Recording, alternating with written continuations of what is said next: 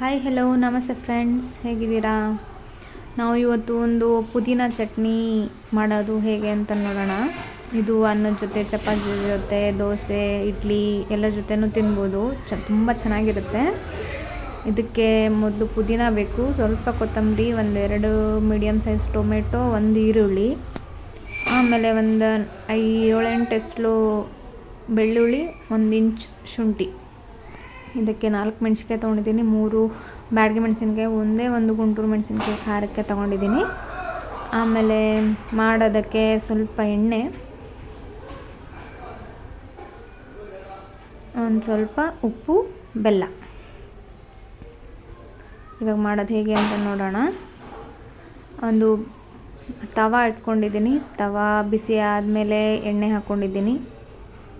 ಎಣ್ಣೆ ಬಿಸಿ ಆದಮೇಲೆ ಮೊದಲಿಗೆ ಮೆಣಸಿನ್ಕಾಯಿ ಫ್ರೈ ಮಾಡ್ಕೊಳ್ಳೋಣ. ಇಲ್ಲಿ ಕೆಂಪು ಮೆಣಸಿನ್ಕಾಯಿ ಬದಲು ಹಸಿರು ಮೆಣಸಿನ್ಕಾಯಿನೂ ತೊಗೋಬೋದು ನೀವು, ಚೆನ್ನಾಗಿರುತ್ತೆ. ಬಟ್ ಇದು ಹಾಕೋದ್ರಿಂದ ಕಲರು ಚೆನ್ನಾಗಿ ಬರುತ್ತೆ ಚಟ್ನಿಗೆ ಅಂತ ನಾನು ಕೆಂಪು ಮೆಣಸಿನ್ಕಾಯಿ ತೊಗೊಂಡಿದ್ದೀನಿ. ಚೆನ್ನಾಗಿ ಫ್ರೈ ಮಾಡಿ ಎರಡು ಸೈಡು. ಇವಾಗ ಇದು ಫ್ರೈ ಆಗಿದೆ, ಇಲ್ಲೇ ಸೈಡ್ಗೆ ಇಟ್ಕೊತಿದ್ದೀನಿ ತವಾದಲ್ಲಿ. ಇವಾಗ ಬೆಳ್ಳುಳ್ಳಿ ಮತ್ತು ಶುಂಠಿ, ಈರುಳ್ಳಿನ ಫ್ರೈ ಮಾಡ್ಕೊಳ್ಳೋಣ. ಇದು ತುಂಬ ಕ್ವಿಕ್ಕಾಗುತ್ತೆ. ಒಂದು ವೇಳೆ ಮನೇಲಿ ಕೊಬ್ಬರಿ ಅಥವಾ ತೆಂಗಿನಕಾಯಿ ಇಲ್ಲ ಅಂತಂದರೆ ಈ ಥರ ದೋಸೆಗೆ, ಇಡ್ಲಿಗೆ, ಪಡ್ಡಿಗೆ, ಚಪಾತಿಗೂ ತುಂಬ ಚೆನ್ನಾಗಿರುತ್ತೆ. ಆಮೇಲೆ ಅಕ್ಕಿ ರೊಟ್ಟಿಗೆ ಸಖತ್ ಕಾಂಬಿನೇಷನ್ ಇದು. ಆವಾಗ ಇದೆಲ್ಲ ಫ್ರೈ ಮಾಡ್ಕೊಳ್ಳೋಣ ಚೆನ್ನಾಗಿ.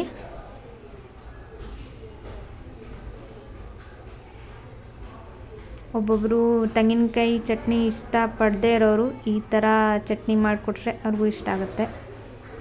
ಇಲ್ಲ ಪುದೀನ ಸ್ವಲ್ಪ ಕಡಿಮೆ ಮಾಡಿ ಟೊಮೆಟೊ ಜಾಸ್ತಿ ಮಾಡಿದರೆ ಇದು ಟೊಮೆಟೊ ಚಟ್ನಿನೂ ಮಾಡ್ಕೋಬೋದು. ತುಂಬ ಚೆನ್ನಾಗಿರುತ್ತೆ, ಟೇಸ್ಟಿಯಾಗಿರುತ್ತೆ. ತುಂಬ ಇಂಗ್ರೀಡಿಯೆಂಟ್ಸ್ ಏನು ಬೇಕಾಗಿಲ್ಲ ಇದಕ್ಕೆ, ಮತ್ತು ಕ್ವಿಕ್ಕಾಗಿ ಆಗುತ್ತೆ. ಇದು ಫ್ರೈ ಆಗಿದೆ. ತುಂಬ ಚೆನ್ನಾಗಿ ಫ್ರೈ ಮಾಡ್ಕೊಳ್ಳಿ. ಈರುಳ್ಳಿನ ಸ್ಲೈಸ್ ಮಾಡ್ತಾಯಿದ್ದೀನಿ ನಾನು. ಇವಾಗ ಇದಾಗಿದೆ. ಈಗ ಟೊಮೆಟೊ ಫ್ರೈ ಮಾಡ್ಕೊಳ್ಳೋ ಟೈಮು. ಇವಾಗ ಟೊಮೆಟೊ ಹಾಕ್ಕೊಳ್ಳೋಣ.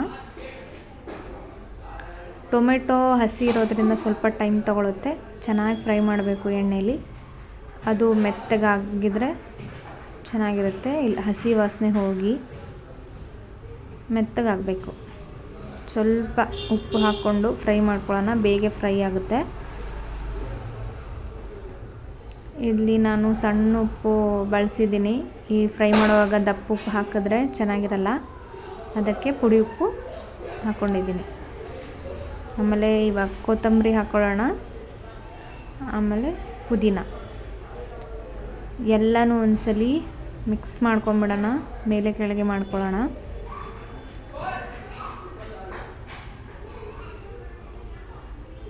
ಪುದೀನ ನೀವು ಫ್ರೈ ಮಾಡ್ದೇನೂ ಹಾಗೇ ಮಿಕ್ಸಿಯಲ್ಲಿ ಹಾಕೋಬೋದು, ಹಸಿದೆ. ಬಟ್ ಫ್ರೈ ಮಾಡಿದ್ರೆ ಸ್ವಲ್ಪ ಟೇಸ್ಟ್ ಡಿಫ್ರೆಂಟಾಗಿ ಚೆನ್ನಾಗಿ ಬರುತ್ತೆ. ಮತ್ತು ನೀವು 1 ವಾರ ಇಟ್ಕೊಂಡು ತಿನ್ಬೋದು ಇದನ್ನು ಫ್ರಿಜ್ಜಲ್ಲಿ. ಚಟ್ನಿನ ತುಂಬ ಚೆನ್ನಾಗಿರುತ್ತೆ. ಚಪಾತಿಗೆ, ಪಲ್ಯ ಬೇಜಾರಾದಾಗ ಈ ಥರ ಚಟ್ನಿಗಳು ಮಾಡಿಕೊಂಡ್ರೆ ಟೇಸ್ಟ್ ಬರುತ್ತೆ. ಇವಾಗ ಎಲ್ಲ ಮಿಕ್ಸ್ ಆಗಿದೆ, ಫ್ರೈನೂ ಆಗಿದೆ. ಇದನ್ನು ಒಂದು 2 ನಿಮಿಷ ಮೇಲೆ ಮುಚ್ಚಿಬಿಟ್ಟು ಸ್ವಲ್ಪ ಕುದಿಲಿ. ಅಂದರೆ ಟೊಮೆಟೊ ಸ್ವಲ್ಪ ಬೆಂದರೆ ಚೆನ್ನಾಗಿರುತ್ತೆ ಅಂತ. ಇವಾಗ ನೋಡಿ, ನೀವು ಕುದೀತಾ ಇರೋದು ಕಾಣಿಸ್ತಾ ಇರ್ಬೋದು. ಇವಾಗ ಇದಾಗಿದೆ. ಫ್ಲೇಮ್ನ ಆಫ್ ಮಾಡ್ಕೊಳ್ಳೋಣ. ಆಫ್ ಮಾಡಿಕೊಂಡು ನೋಡಿ, ಅದಾಗದೆ. ಸ್ವಲ್ಪನೇ ಉಪ್ಪು ಹಾಕಿರೋದು ನಾವು, ಎಷ್ಟೊಂದು ನೀರು ಬಿಟ್ಕೊಂಡಿದೆ. ಇದಕ್ಕೇನು ಎಕ್ಸ್ಟ್ರಾ ಬೇರೆ ನೀರು ಹಾಕೋ ಅವಶ್ಯಕತೆ ಇರಲ್ಲ.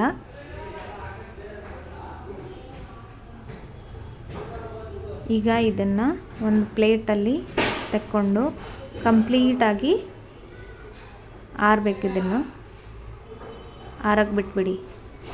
ವಿಡಿಯೋ ಇಷ್ಟ ಆದರೆ ಲೈಕ್ ಮಾಡಿ, ಕಮೆಂಟ್ಸ್ ಮಾಡಿ.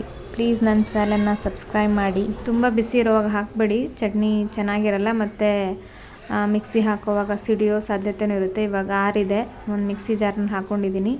ಇವಾಗ ಉಳಿದಿರೋ ಇಂಗ್ರೀಡಿಯೆಂಟ್ಸ್ ಬೆಲ್ಲ ಮತ್ತು ಇನ್ನೊಂದು ಸ್ವಲ್ಪ ರುಚಿಗೆ ತಕ್ಕಷ್ಟು ಉಪ್ಪು ಹಾಕ್ಕೊಂಡು ಗ್ರೈಂಡ್ ಮಾಡಿಕೊಂಡ್ರೆ ಚಟ್ನಿ ರೆಡಿ ಆಗುತ್ತೆ. ನಾನು ಇಲ್ಲಿ ಪ್ರೀತಿ ಜೋಡಿಯಾಕ್ 2.0 ಮಿಕ್ಸಿ ರಿವ್ಯೂ ಹಾಕಿದ್ನಲ್ಲ, ಅದೇ ಮಿಕ್ಸಿಲಿ ನಾನಿವಾಗ ಚಟ್ನಿ ಮಾಡ್ಕೊತಾ ಇದ್ದೀನಿ. 2 ಸೆಕೆಂಡು, ಒಂದು ಜಾಸ್ತಿ ಅಂದರೆ 10 ಸೆಕೆಂಡಲ್ಲಿ ಚಟ್ನಿ ರೆಡಿ.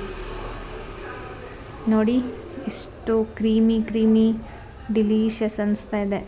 ನೋಡಿದ್ರೇ ತಿನ್ನಬೇಕು ಅನಿಸ್ತಿದೆ, ಕ್ರೀಮಿ ಥರ. ಇವಾಗ ಸರ್ವ್ ಮಾಡ್ಕೊಳ್ಳೋಣ. ಇದು ಎಲ್ಲ ಜೊತೆ ಪರ್ಫೆಕ್ಟ್ ಕಾಂಬಿನೇಷನ್. ಅದು ಬಿಸಿ ಅನ್ನದ ಜೊತೆ ಅಂದ್ರೂ ತುಂಬ ಸಖತ್ತಾಗುತ್ತೆ. ಇದು ನನ್ನ ಫೇವ್ರೆಟ್ ಚಟ್ನಿ. ಹೇಗೆ ಅನ್ನಿಸ್ತು ಅಂತ ಹೇಳಿ friends. Thank you for watching.